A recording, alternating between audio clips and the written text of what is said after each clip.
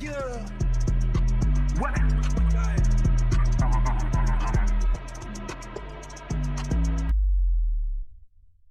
I'm James A. Janice, and today we're looking at The Predator, released in 2018 as the fourth standalone Predator film. It was co-written and directed by Shane Black, who played the vulgar jokester Hawkins in the original film in 1987. Back before this movie came out, I said that Black would be sure to treat the series right with it. Well, it came out, and turns out I was dead wrong. Why was The Predator such a disaster? Well, aside from a real-life controversy wherein Shane Black hired a registered sex offender without telling anyone, the movie itself has a boatload of issues. Most obvious is the fact that it's basically an all-out comedy, with every single character cracking quips like they're in a Joss Whedon jam, but it's also got way too quick a pace and a real tone-deaf depiction of autism where it's basically played like a fucking superpower. Plus, this thing was reshot and re-edited so many times that the story left remaining is riddled with plot holes and random nonsense. In fact, the only thing this movie seems to get right as a Predator flick is having a high body count. Here, I'll show you. Cool. The movie begins with a Star Wars prequel-looking space battle that ends when the ship being pursued escapes through a warp gate. It comes out right near Earth, where it better not leave Michigan hanging again. Just high-five the poor state. Come on! The fugitive Predator inside this doomed ship knows when to fold them, so he hops into an escape pod and jettisons away, leaving his damaged craft still hurtling towards Earth. Meanwhile, in the Mexican jungle, sniper Quinn McKenna kicks off our kill count by assassinating a cartel member in the middle of a hostage situation. Dude kinda looked like drug lord Ron Jeremy there. Immediately afterward, the Preddy ship crashes into a radio tower and sends McKenna Arnolding down a hill. The sky sent destruction falling all around him. He examines the crashed ship and finds some fluorescent Preddy blood, an empty Preddy mask, and a future Preddy victim, his partner Dupree. But hold on, these two are talking about a third partner named Haynes. Not sure where. Oh, he's hanging from a tree, stripped of his skin. Damn, Fugitive Predator did a piss-poor job skinning this dude. Looking like the Crypt Keeper or some shit. The Fugitive Predator appears, disappears, and kills Dupree with a blast from his plasma caster. I guess Predators don't give a damn. They'll kill you, me, and Dupree. Since McKenna accidentally equipped himself with Pred's wrist gauntlet, he's able to stop Pred and defile his buddy's body all at once. But since Fugitive Preddy's not ready for a nap just yet, McKenna knows he's got to get out of there, and he escapes the area before a helicopter full of G-Men land. The G-Men are led by Traeger, who's played by the immensely talented Sterling K. Brown in a tragic case of miscasting. They're large, they're fast, and fucking you up their idea of tourism.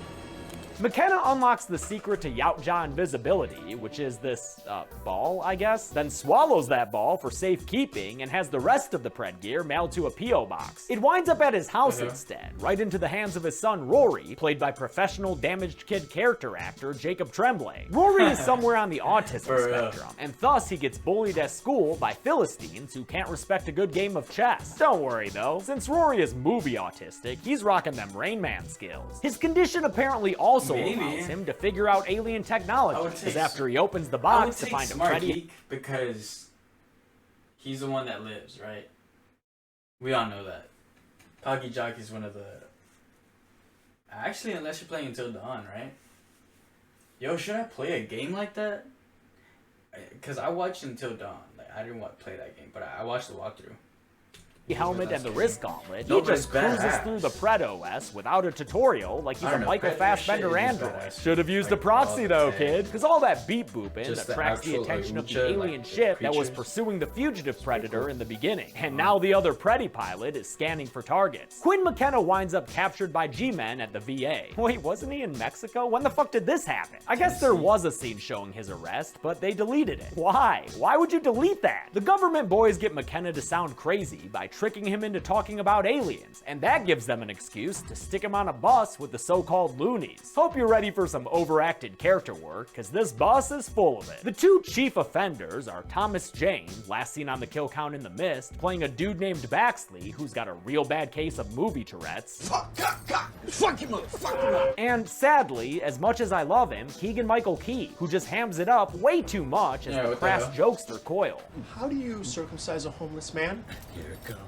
Kick your mom in the chin. I feel like Shane Black just rewrote his own character from the first movie and had Key play it. But Coyle ends up being just too damn much. Like, dude, just shut the fuck up. You shut the fuck up. Less overacted is Lynch, played by Game of Thrones' Alfie Allen. I guess he does card tricks or something. And Nettles, a God-fearing vampiric-looking dude. Left all you want. When you're standing at attention before your maker. I always stand at attention before I make her. Stop! The only one I actually like a little is the leader of the Loonies, So Nebraska how long does Williams, that played by last? Trevante Rhodes, who was just seen on the kill count in Bird Box. And hey, while we're at it, let's meet another character. Fuck it. Dr. Casey Brackett, an evolutionary biologist, played by attacker of the show Olivia Munn, gets picked up by G-Men who ask her for help with their alien problem. They take her to a place called Project Stargazer, and okay, I do like the Haunted Mansion joke they do on the elevator. Is it just your imagination, or is this haunted room actually stretching? She meets amiable Sean Keys, and I can Yo, appreciate that's the Predator crazy, continuity. though. I was literally just there. No, but I was in the tower, the Tower of Terror, but it's Guardians now. That's pretty cool. No lie. Here. Not only does this lab have the actual props and masks from the previous movies in glass cases, but Sean Keys is the son of Predator 2's Peter Keys, who was of course played by Gary Busey, the real-life father Right, of Sean's right. actor here, Jake Busey. That's a lot of fun. Brackett discovers that Project Stargazer has collected a Predator to prod. Dr. Brackett, Oh, I would you know like this to meet scene. a predator? Nah, man, she was the one who got that dude's scenes But cut. it takes Brackett that meets long Traeger and gets a for close-up this look scene. at I the thought this scene aliens, was at the although she top of the snarks movie. about it being misnamed. You know, the data suggests that it tracks its prey, exploits weakness, seems to, well, enjoy it. That's not a predator, that's a sports hunter. Well, we took a vote. Predator's cooler, right? Fuck yeah. Still, she's so impressed by the extraterrestrial that she flips the franchise's script.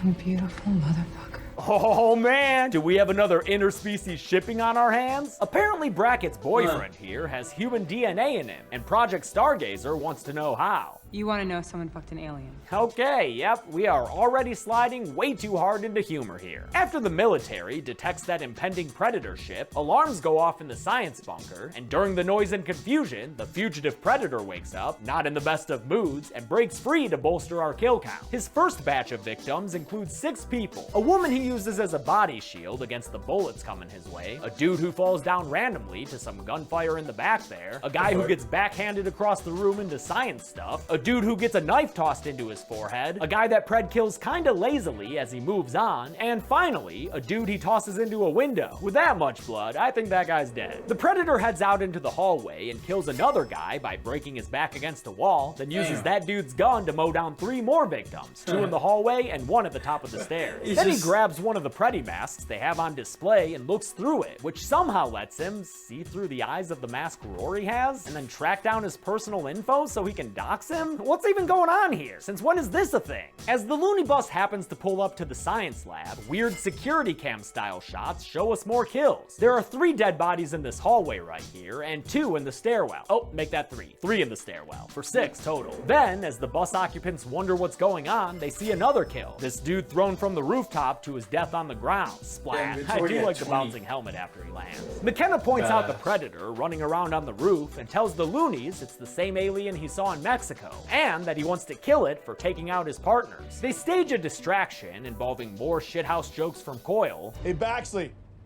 if your mom's vagina were a video game, it'd be rated E for everyone. And in the resulting chaos, they're able to take control of the vehicle and ditch their camo-clad babysitters. Time for a field trip, motherfuckers! By this time, Brackett has made it outside and ends up in a 2-tiered race with the Predator, which the Loonies see from their school bus. Hey, a Pred dude, alright! She ends up on top of their bus, and they chase after the Okay. Predator like this is Mad What's frickin' going on Max, this but movie? Pred just pops a tire, and Brackett jungle-to-jungles her foot, so the Loonies end up losing their prey. They see some G-Men starting to do arrive, they but a even care about convenient the fleet Predator? of motorcycles allows another completely variation unrelated, on an right? old classic. Get to the chopper! And so, one American badass clothesline later, the Loonies and Brackett are able to easy ride around out of there. As for the Predator, he hitches a ride on a truck and gets 4 kills in the process, using his shuriken and wrist blades to chop down all the dudes in the back before he engages in some very out-of-character humor. Everything okay back there? You fucking guy. Yo, Shane Black, a lot of your stuff is funny, dude, but you can't have every single character, right down to the goddamn alien, cracking jokes. A little goes a long way, you know? The Loonies hide out in a motel called the Humdinger, good place to get a beach, and they try to make Brackett comfortable as she finally sleeps off the trank juice. Yar. It doesn't work, because obviously, but after failing to make a run for it, McKenna tells her that Traeger and his G-Men will probably have her killed, so she might as well join forces with them to, take down the Predator? I guess. It doesn't make a lot of sense to me, and it also doesn't help that these freaking characters just won't stop making jokes. It's called the Predator.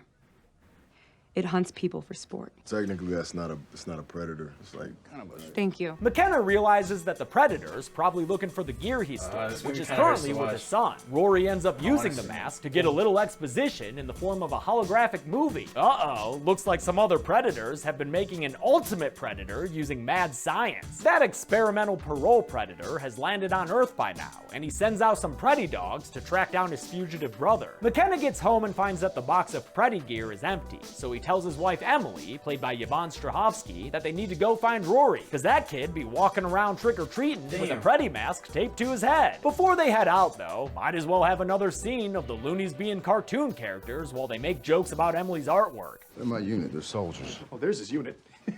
Whoa, Serena Joy painted that? While trick-or-treating, Rory gets picked on by those bullies from school, as well as, what, a random adult stranger who throws a beer at him? That guy definitely fucked up, because the Pred helmet shoots him and blows up his house in an act of automatic retaliation. The loonies, now in separate vehicles, as the loonies hop into their trailer to escape, Ultimate Predator kills his ultimate prey with a punch to the face, followed by a classic despining. And yes, Predators go on the kill count. Always have, always will. They're just too cool not to. Although they do seem a little less cool when we get subtitled dialogue from them. I don't know, it just seems wrong, dude. The loonies take refuge at a barn where the movie takes a stab at character development.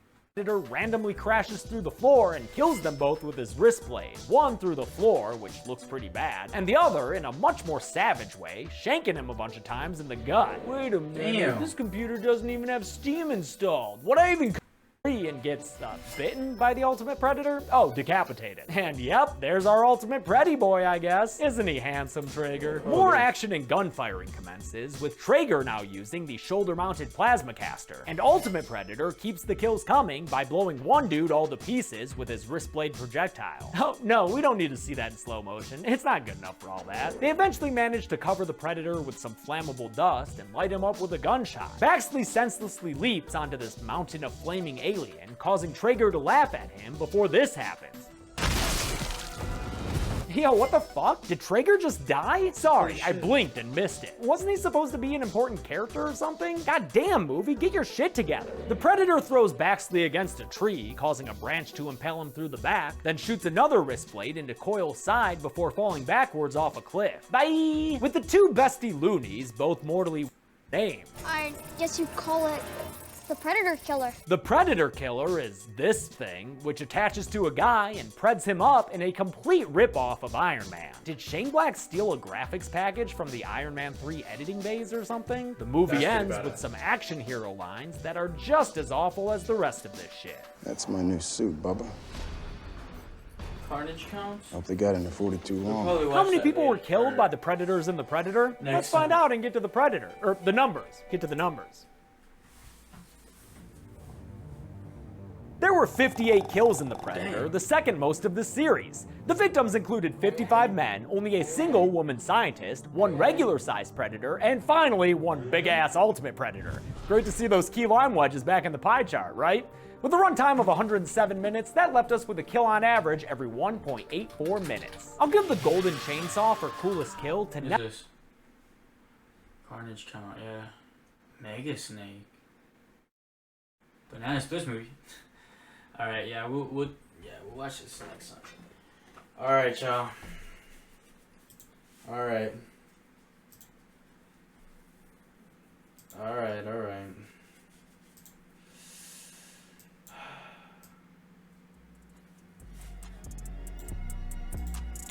Oh, we had a hell of a stream today, I'm not gonna lie. Shout out to everybody that showed up. You know, shout out to everybody who's watching the YouTube channel. I'm gonna be uploading a lot more because I'm dead ass just chopping these up, throwing them straight on YouTube. Yeah, throughout the week I probably won't live stream. I would have, on a regular basis, it would have been Wednesday. Monday, Wednesday, Friday, type 10. But I can't Wednesday. I'm going out to a show and shit, so yeah, finally done. A little bit. So yeah, I guess I'll see y'all Friday. If not Friday, Saturday or Sunday. Shut up. With all that being said, SLATT out.